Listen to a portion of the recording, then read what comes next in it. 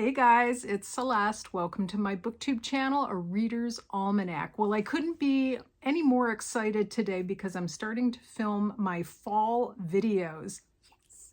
And I am so excited because autumn really is one of my favorite times of year, if not my favorite season. I think it might actually be my favorite season, followed closely by spring. But in any event, today I thought I would talk about cozy mysteries for the autumn reading chair. Now, I love fall. I love pumpkins. I love crunching leaves underfoot. I love reading chairs. I love curling up in a blanket with a cup of something warm.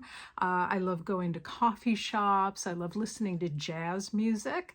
And it's just the coziest time of year. And even the lighting gets different. There's a different light in the fall that just, gives everything kind of a chill on the outside, but a coziness on the inside.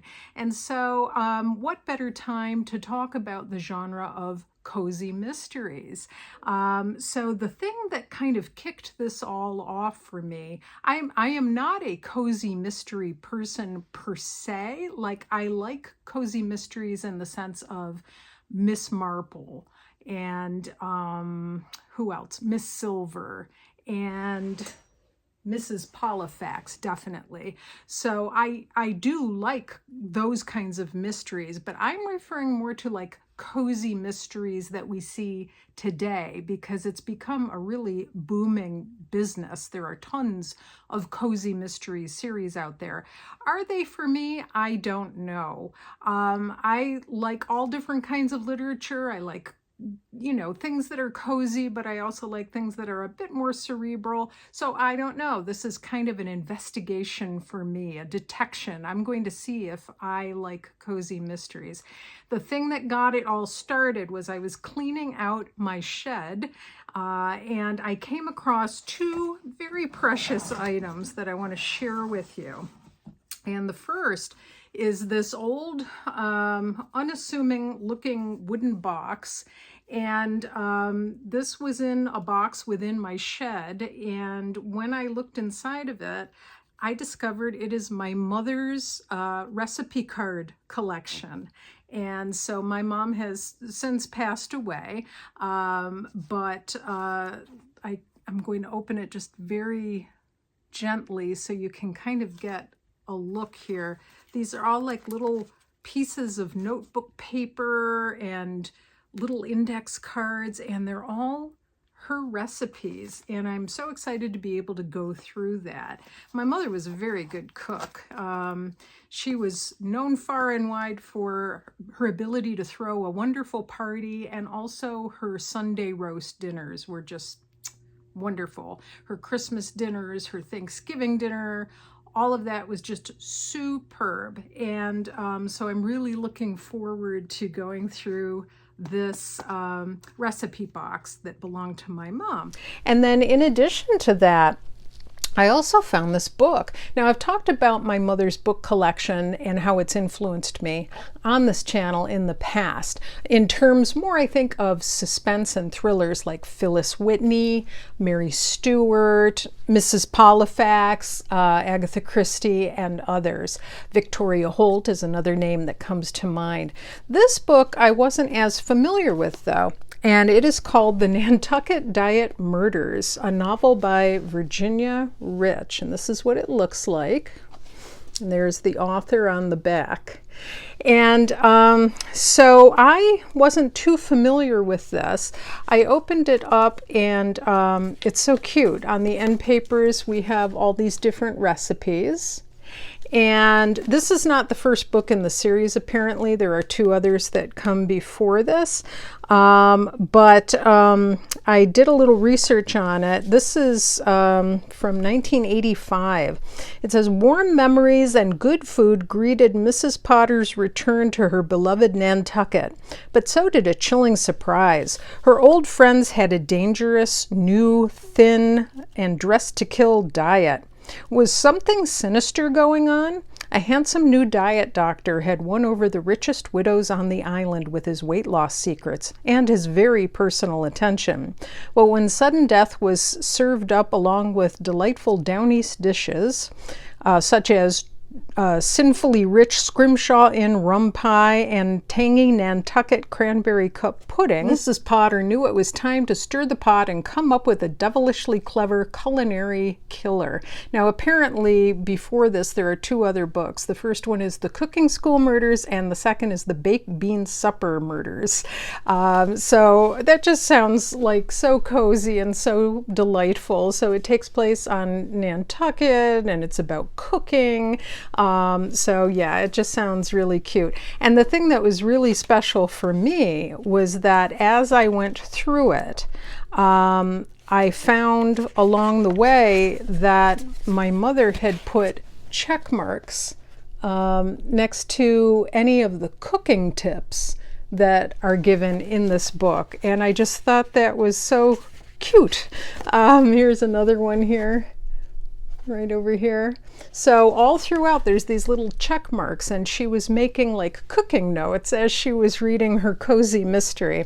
So I just thought that was adorable, and I thought to myself, you know, I haven't read many other cozy murder mysteries, so I thought I would do a little bit of research and sleuth it out myself. So I went to our public library and I borrowed 5 cozy mysteries from the cozy mystery section. I didn't want to buy any yet because I don't really know if I'm going to like them, so I wanted to read them and you know, give it a trial run and see if it's something I'd like to purchase. And so I have 5 here on my pile of possibilities that I'm going to go over with you. So without further ado, let's just get into it. So the first cozy mystery that I'm going to be giving a try from the pile of possibilities is Murder, She Wrote, A Fatal Feast. And this is by Jessica Fletcher, air quotes, and Donald Bain.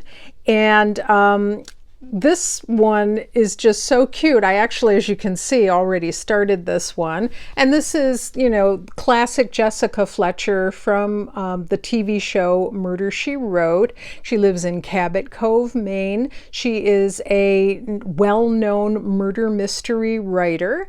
And in this particular story, Jessica is having writer's block. She has a deadline in December to submit her next finished novel to her publisher, and she's got writer's block. And in addition to that, she's very distracted because there's a lot going on. It's Thanksgiving time. That's when this takes place, and you can tell from the beautiful autumnal cover.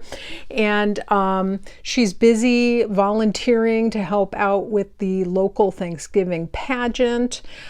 She also helps out at a soup kitchen where they do, she's a volunteer helping prepare a Thanksgiving dinner for some of the people of Cabot Cove. And in addition to that, her dear friend from Scotland Yard, whose name is George Sutherland, is coming to visit her at the last moment unexpectedly. He announces that he's going to come visit Jessica at Thanksgiving.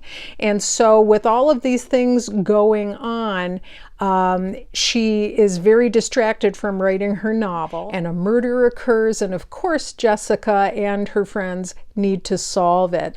And all of your favorite characters are in here. There's Seth, and there is Mort, who in this particular edition is the sheriff at the time, rather than Amos Tupper. It's Mort.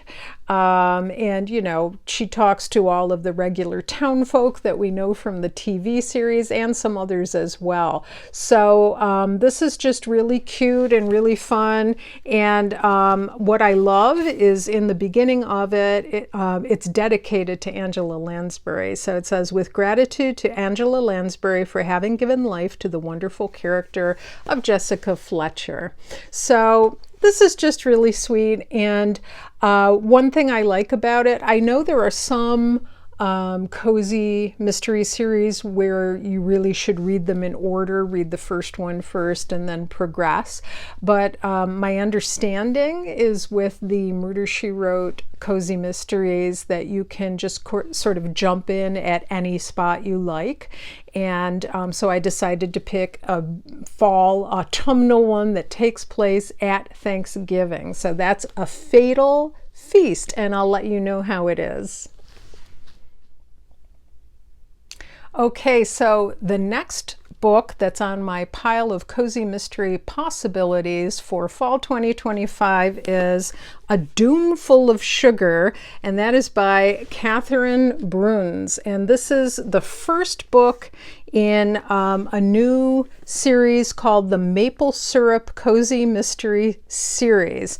And I'm just going to read you the description from the back of this, and I'm going to put the cover up here. I don't want to show my hometown information on here, but it really is a very cute cover, so I'll put the cover here.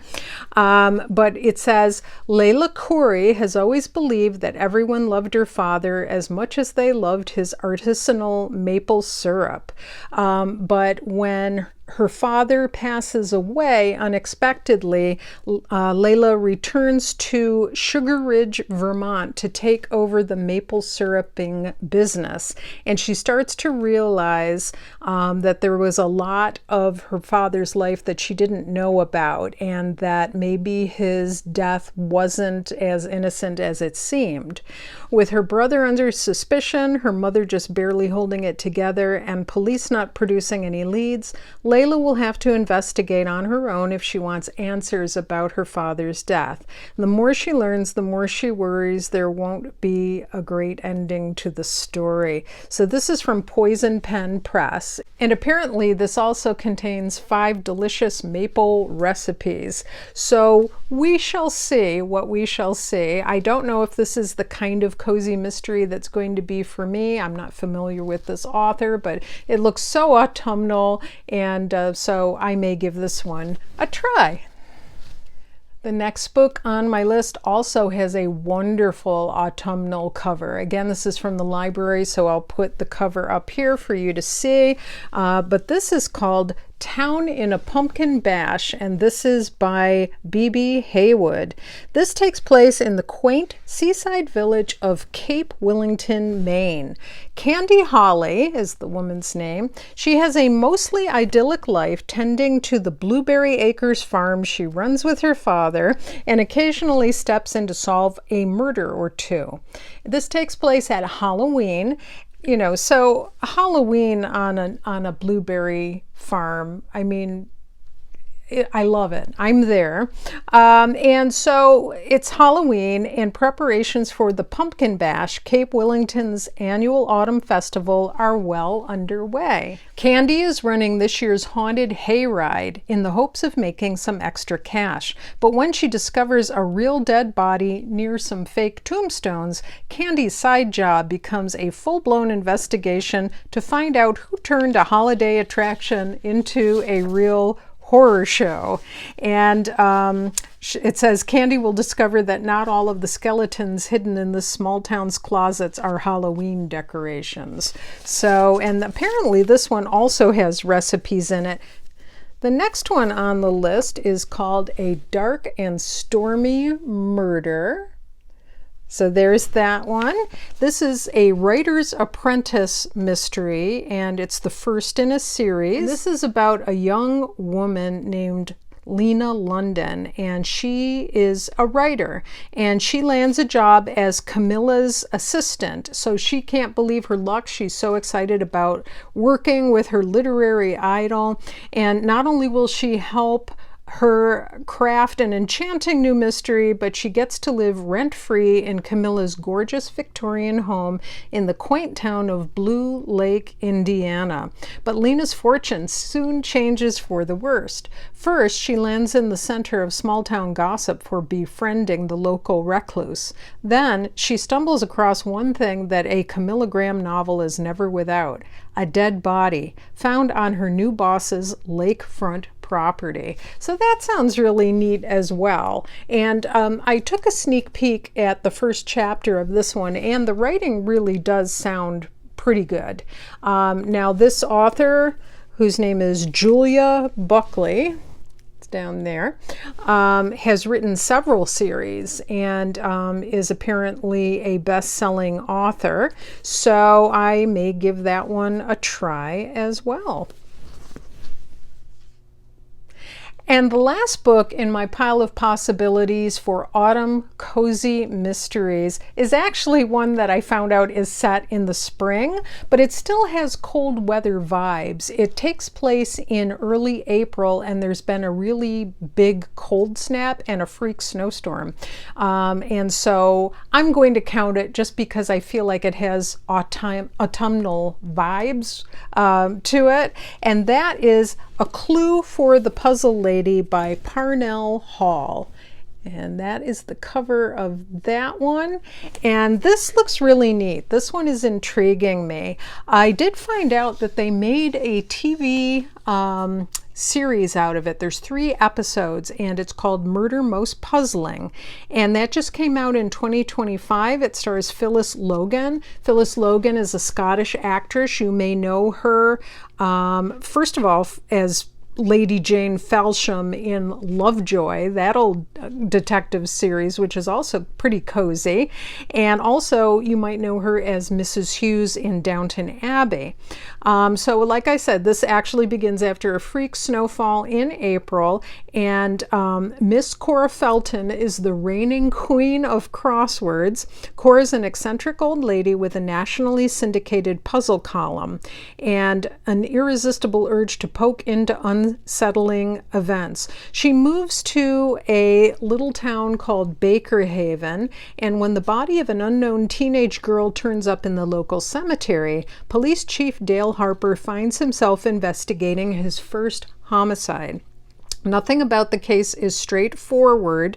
Fortunately for Harper, Baker Haven is the new home of Cora Felton, the puzzle lady herself, and he brings Cora Felton into the case, and he's not sure if it was the correct thing to do or not. Apparently they have different kinds of clashes and so on, but this is a series of mysteries called the Puzzle Lady Mysteries. Like I said, it was made into a limited TV series of 3 episodes with the actress Phyllis Logan, and it just sounds really neat. And one thing I really like is in the front there is a crossword puzzle, because of course there has to be, and in the back it has the answers, but you're only supposed to do the crossword puzzle when you get to the end of the book, because apparently it tells you who the murderer is. And so yeah, you need to read the book and then do the crossword puzzle. So this one sounds really cozy, and this